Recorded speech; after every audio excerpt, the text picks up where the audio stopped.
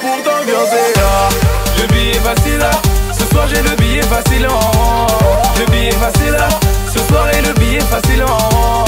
Alors l'essor du label Watibé, je sais pas si t'es d'accord avec moi, elle va se faire avec la section d'assaut, la rencontre que t'as avec eux, grâce à DRY.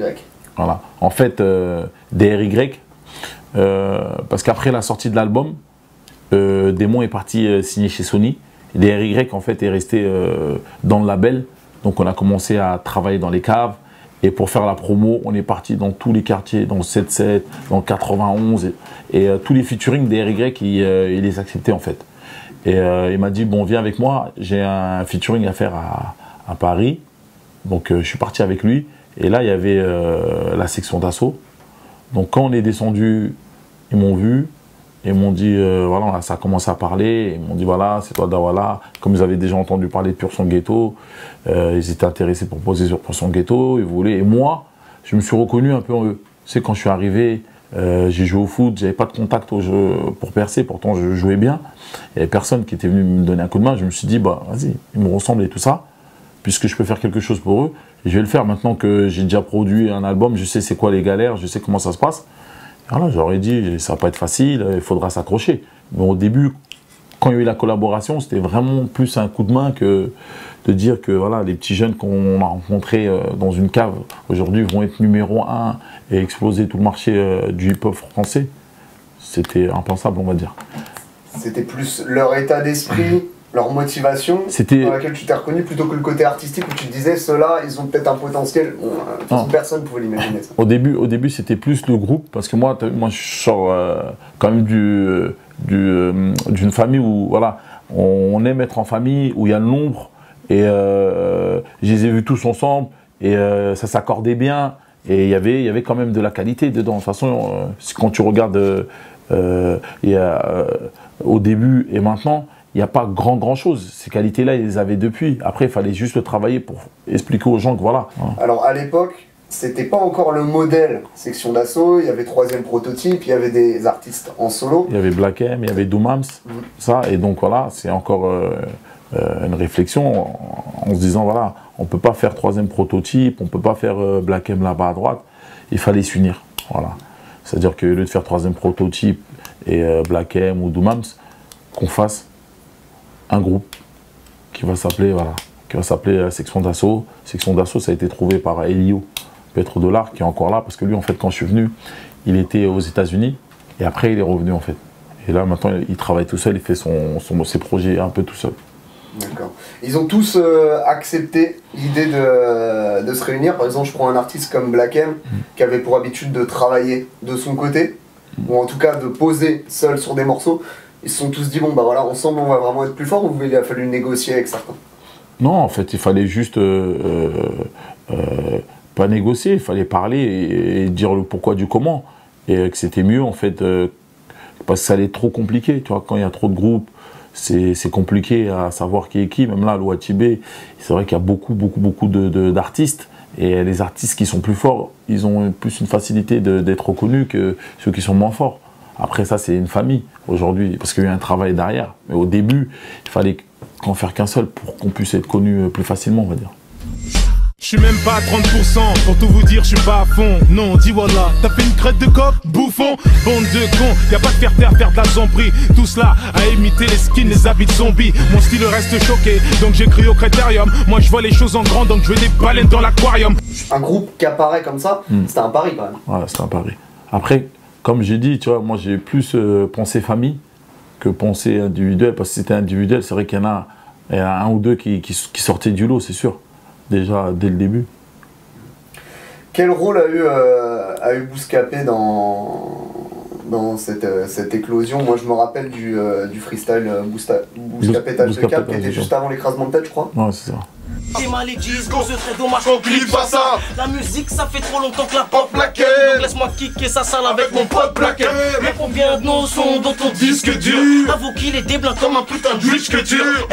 J'arrive comme d'hab, je débite et je me barre en taco. T'as le somme comme quand tes potes te disent, elle donne me barre en taco. Tu parlais d'une cave à Châtelet, là où tu les as rencontrés, c'est la même? Là, en fait, c'est un appartement. On est rentré par une cave et on est arrivé dans un appartement. qu'est-ce qu'a fait Bouscapé par rapport à Section d'Assaut? Moi, je pense que ça a été plus qu'un partenaire. Parce qu'un partenaire, c'est quelqu'un qui fait de la promo, c'est quelqu'un c'est un média qui nous a suivis et qui a fait aujourd'hui aussi la réussite de ce qu'on est. Parce qu'aujourd'hui, si on est là, on n'est pas là par hasard, on n'est pas là parce qu'on a fait tout seul. On est là parce qu'il y a eu des médias comme Bouscapé qui nous ont suivis et qui ont fait aujourd'hui notre réussite. Et Bouscapé est, si je ne me trompe pas, le premier média qui nous a mis, en tout cas à ma présence, à moi, peut-être parce que c'est vrai que Section d'Assaut, ça n'existe pas, ça existait avant Dawala. Ça existait avant Dawala, donc moi je parle de ma présence. Ça a été le premier média qui nous a soutenus. Quand tu faisais tes projets PSG, il n'y avait pas encore autant d'importance par rapport à Internet. Quand la section d'assaut a explosé, c'était notamment grandement dû à Internet. Comment tu as réussi à justement gérer ce nouveau profil de médias qui arrivait? Tu as tout de suite senti que c'était par là qu'il fallait passer, parce que forcément Skyrock, ils t'ouvraient peut-être pas leur porte tout de suite, la télé pareil. On n'avait pas accès à toutes les radios. Donc on a mis un programme en place. Notamment, je pense que c'est la section, c'est l'EFA, je me rappelle. Ils disaient, ouais, mais si on faisait des petites vidéos qu'on mettait sur le net, ça va exploser, tout ça. Et après, moi, j'ai commencé à acheter des caméras, tac, et on a commencé. Et voilà, c'est parti. Après, il y a le talent aussi des artistes qui fait la différence. Tu vois. Après, moi, je pense que c'est tout ce qui est autour, ça veut dire que ce soit les médias, ça soit même au niveau du visuel qu'on a mis, c'est parce qu'on avait déjà nos trucs, Section d'Assaut, nos limites, tu vois, comment on était habillé, la façon de faire qui a fait la différence par rapport à tous les groupes qui étaient là. Pourtant, il y avait beaucoup de groupes qui avaient autant de talent. Voilà. Alors Watibé, aujourd'hui, mais déjà même à l'époque, c'était une identité particulière. Tu as réussi à créer un univers. Alors, il y a des travailleurs de l'ombre quand même dans cette équipe. Je pense notamment aux beatmakers. On ne sait jamais qui fait vos sons, ou alors il faut vraiment bien chercher. C'est une équipe, c'est un ou deux mecs, vous en piochez un peu partout. J'ai l'impression que c'est souvent les mêmes. J'ai l'impression que c'est les mêmes mecs. Non, ça dépend. Au début, on travaillait avec Wisla. Après, il y a eu Renaud. Il y a Gims aussi qui fait les prods. T'as Black M qui fait ses prods aussi. Ça change en fait, c'est varié. Et là on a BBP qui travaille avec nous. Ça change, ça varie en fait. Et pour la réalisation des clips, c'est la même chose? Non, la réalisation des clips, ça change. Après, ça dépend de la période. Des fois, ça peut être les artistes qui vont donner des idées. Des fois, c'est les réalisateurs. Ça change en fait. C'est par rapport au feeling. Aujourd'hui, certains peuvent faire leur reproche que la musique de Watibé, elle est peut-être un peu plus aseptisée qu'avant. J'explique. Bon, maintenant, déjà, il y a des enjeux différents. Il y a un public qui s'est élargi. Il y a, pas l'obligation, mais en tout cas, c'est toujours mieux de passer en radio que de passer en télé. Est-ce que tu le prends comme une critique? Alors, évidemment, quand on parle de rap commercial, ça n'existe pas, parce qu'à partir du moment où tu as quelque chose à vendre, c'est commercial. Mais est-ce que tu as conscience que parfois, dans la forme, ça a pu évoluer pour essayer de toucher le plus de monde? Tout à fait. Moi, je regarde par rapport au début, quand j'ai commencé. Le rap underground, on en a fait avant de faire du rap commercial. Quand je parle du rap underground, ça veut dire du rap pour nous. On fait ce qu'on aime, que pour nous. C'était dur. C'était dur. Il y a beaucoup de gens qui sont restés. Aujourd'hui, on fait de la musique pour tout le monde. Quand tu fais de la musique, c'est soit pour un secteur, ça veut dire que la rue, underground. Nous, on fait de la musique pour tout le monde. Voilà. Après, maintenant, dans le Watibé, il y en a qui sont sombres et il y en a qui sont clairs. Voilà. Après, pour moi, c'est pas une critique. Hein. Quand les sons, ils passent, ils sont bons, les sons, ils passent. Ils sont bons. Après, maintenant, c'est sûr, la musique, il y a une limite. Maintenant, aujourd'hui, je pense que nous, on est dans le bon tampon parce qu'on travaille aujourd'hui, on travaille avec les plus gros beatmakers, on travaille avec les maisons de disques comme Sony, parce que Sony aussi, il faut dire que ça fait partie aussi de la résistance de Watibé. Si Watibé résiste aujourd'hui, c'est parce que, voilà, on a travaillé avec des personnes qui savent nous écouter et qui vont faire que Watibé va aller plus loin. Aujourd'hui, voilà. Alors justement, j'allais t'en parler. Tu as réussi, et c'est pas le cas de tout le monde, à sortir de terre un label indépendant, à réussir en indépendant, et tu as fait le choix de t'associer avec une major. Pourquoi? C'est pour pérenniser le truc? C'est pour avoir une autre force de frappe? Non, en fait, comme tu as dit, aujourd'hui au niveau de la musique, on a commencé, on a fait de l'underground. On a fait aujourd'hui dans la musique, parce qu'on va parler de musique rap, variette. Aujourd'hui, je pense qu'avec Section d'Assaut, Maître Gims et Black M, aujourd'hui, je pense qu'on est parti le plus haut on pouvait partir. Et pour rester plus longtemps, il fallait travailler avec des gens, aujourd'hui, qui ont de l'expérience et qui savent où ils mettent les pieds. Et peut-être que Watibé n'a pas cette expérience-là aujourd'hui. Et c'est pour ça que je t'ai dit, je suis très très content aujourd'hui d'avoir signé avec Sony. Parce que Sony, déjà, on avait déjà commencé à travailler avec eux, donc ils savent comment on fonctionne. Et nous aussi, on sait comment ils fonctionnent. Donc je pense que c'était le meilleur choix, je pense. Est-ce que le fait qu'il y ait justement Sony qui ait, quoi qu'on en dise, son mot à dire aussi, parce que c'est le rôle aussi d'un partenaire, est-ce qu'il y a des influences, des orientations à l'intérieur même de Watibé provenant de la maison de disques, ou absolument pas, ils vous donnent carte blanche, faites ce que vous voulez? Non, nous, on a toujours fonctionné comme ça. De toute façon, Sony, comme tu as dit, pour moi, c'est plus qu'un partenaire. C'est quelqu'un qui va t'orienter. Et c'est des gens qui ont de l'expérience. Mais aujourd'hui, sur notre musique, il n'y a personne qui nous dit de faire ça ou ça ou ça. On sait ce qu'il ne faut pas faire, mais on a des partenaires avec qui on travaille. Et quand tu travailles avec des partenaires, il faut écouter tout le monde. Mais on n'a pas changé on n'a pas du tout changé notre mode de travail, notre mode de fonctionnement. Et il n'y a personne aujourd'hui, même un artiste, les artistes, ils ont libre choix à eux de faire la musique qu'ils veulent. Après maintenant, c'est sûr qu'on a un œil dessus. Moi le premier, si jamais ça peut aller un peu loin et dire non, c'est pas bon, tu vois, c'est juste ça. Mais sinon tout le monde a libre choix, hein. Soit les artistes, il n'y a rien qu'à changer en fait. Et est-ce que les choses peuvent changer, en tout cas vis-à-vis de Sony, ou peut-être même vis-à-vis de toi, par rapport à un projet comme par exemple celui de Gims ou celui de Black M, ou alors ceux qui vont venir, par exemple Vendetta, qui va peut-être plus se rapprocher d'un rap destiné à la rue, plutôt qu'à un public large? Alors est-ce qu'il y a moins d'investissement, moins d'éclairage, c'est plus compliqué pour les faire rentrer en radio, c'est comment? C'est clair, de toute façon, maintenant, aujourd'hui, nous, tous les gens qui sont dans le Watibé, par rapport à leur couleur, comme tu as dit, voilà, Vendetta, c'est une couleur plus sombre. Mais c'est une couleur que moi, personnellement, j'aime plus. Mais ça ne veut pas dire que c'est cette couleur-là qui va vendre. Aujourd'hui, c'est les mêmes investissements pour tout le monde. Mais ça ne va pas être les mêmes ventes, parce que ça ne va pas être le même public qui va aimer Gims et qui va aimer peut-être Vendetta. Tu vois, c'est pas les mêmes publics. Ils ne chantent pas pour les mêmes personnes. Voilà. Est-ce qu'on est d'accord que c'est nécessaire quand même qu'il y ait encore du rap de rue, ou comme du rap comme l'était la section à l'origine, on va dire underground? Est-ce que c'est nécessaire d'avoir quand même encore ça dans Watibé pour quand même coller aux racines? Parce que c'est ça vos racines. Ah, tout à fait. De toute façon, il y a ça. Quand tu vois Red Cross, c'est plus, on va dire aujourd'hui, rue ou ça kick aussi.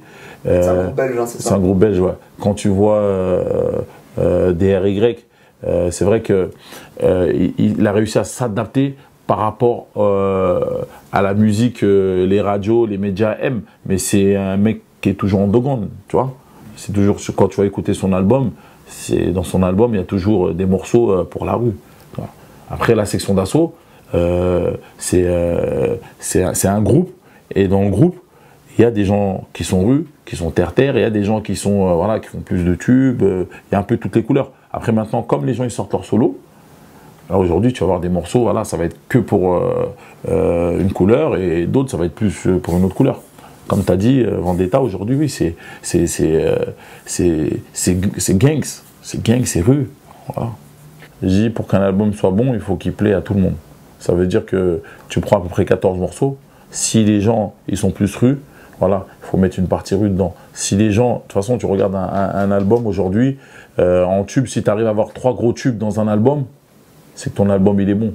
Donc tu mets tes 4 tubes dedans, tu mets tes morceaux rue, et voilà, tu mets de la couleur un peu pour tout le monde. Et donc quand tu écoutes un album et que tu as 4 morceaux qui te plaisent, c'est que l'album est bon. Si tout le monde arrive par exemple, toi, tu t'écoutes là, tu as 4 morceaux qui te plaisent, moi j'écoute, il y a 4 morceaux, et voilà, on arrive tous à trouver au moins 4 morceaux qui nous plaisent, c'est que l'album est bon. Voilà. Après maintenant, moi, s'il y a les 12 morceaux qui me plaisent, c'est que voilà, je sais que ça va pas être la couleur de tout le monde, donc il y aura un petit problème dessus.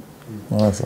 Et au niveau de l'exposition, la section d'assaut a été le point d'ancrage principal. Maintenant, aujourd'hui, il y a d'autres groupes qui prennent, je vais dire la relève, parce qu'aujourd'hui, la section d'assaut sont partis en solo chaque membre, quasiment. Est-ce que c'est plus compliqué pour eux, ou est-ce que c'est un apport, le succès précédent? Non, c'est un apport, parce que c'est une plus grosse visibilité déjà.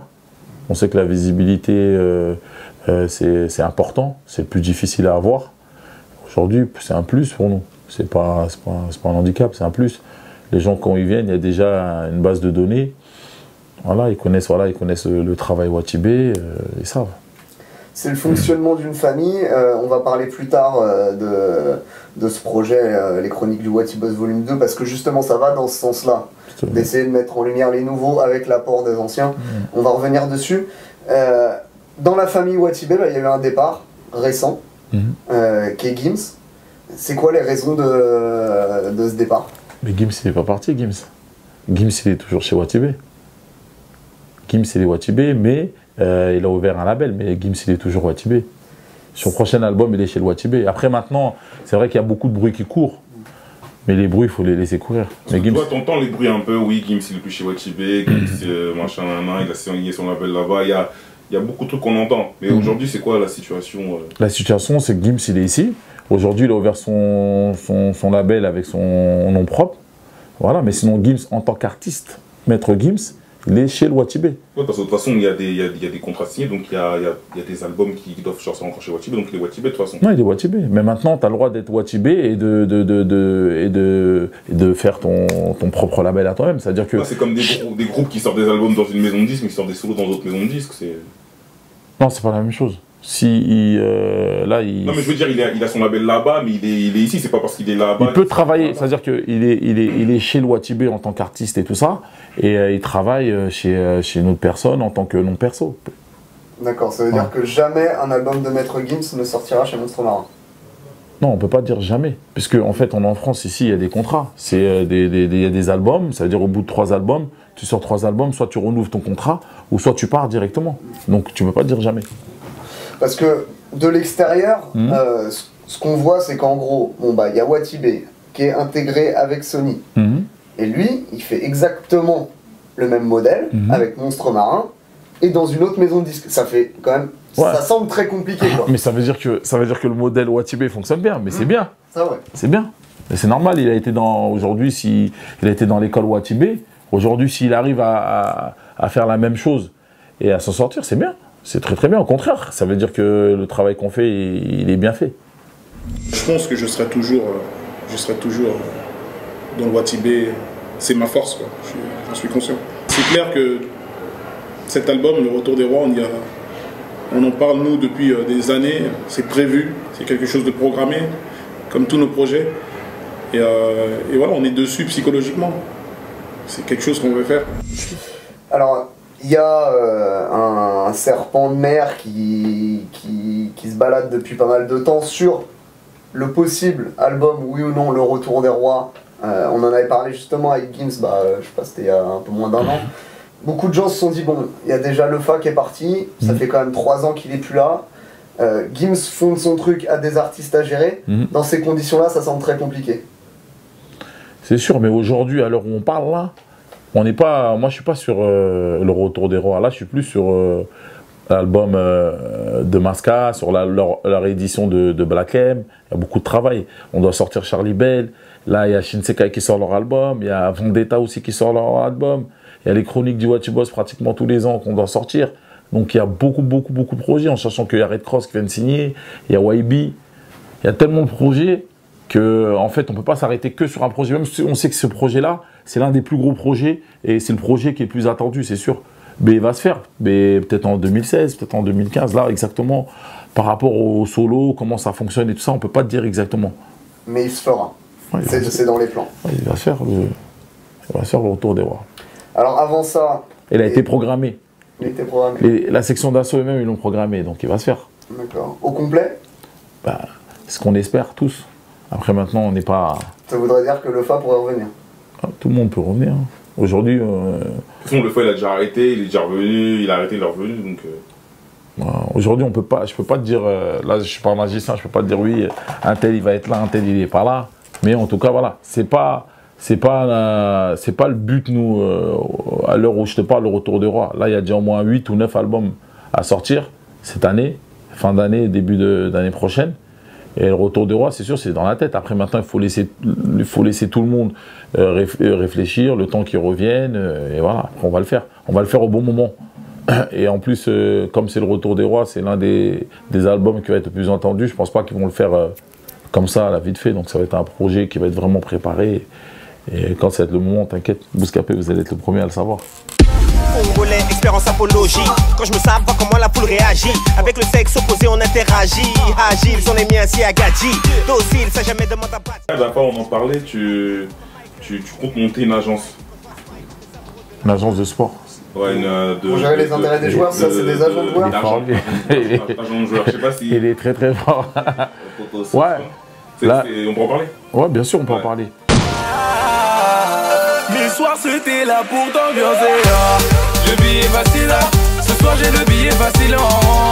Le billet facile là, ce soir et le billet facile. Le billet facile là, ce soir j'ai le billet facile. Le billet facile là, ce soir et le